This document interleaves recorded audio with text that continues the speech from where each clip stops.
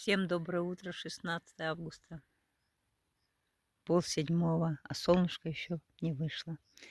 Но ничего, и это хорошо. Погода прекрасная, слава Господу Богу за Его милость, а милость Его велика, как река.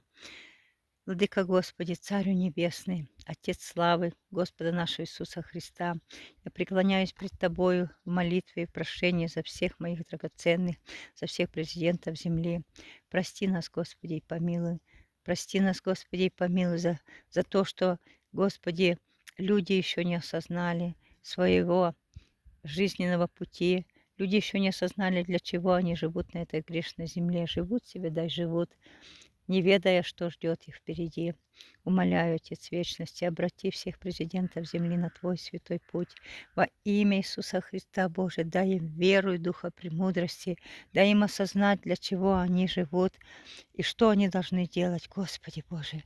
Запиши им законы и уставы, чтобы они, Господи, служили Тебе и служили народу так, как служили президенты Америки, которые в 4 утра вставали и молились. Вашингтон и другие президенты, которые умоляли за американский народ. И Ты, Господь, услышал их молитвы и благословил американский народ всем достатком. Прости, Боже, всех президентов, всех начальников, всех руководителей этой грешной земли, всех богатых. Прости их, Господи, чтобы они осознали, что это богатство, оно может сгореть, оно может уйти, а впереди есть жизнь вечная со Христом, чтобы они осознали, что, служа Господу Иисусу, они спасутся. Господь Бог, обрати святое лицо на всех моих драгоценных, кто меня окружает, и на меня, Господи Боже, прости нас, что мы не так делаем, Господи, пожалуйста, измени, удали от нас всякие беззакония, и вложи в наши сердца и разум мысли Христа, любовь, милость, благость, милосердие Христа. Веди нас, Господи Боже, на исполнение воли Твоей, чтобы нам тихо, мирно жилось. Помилуй, Боже, помажь нас, Господи, миленький, помажь нас, Господи, Твоим Духом Святым.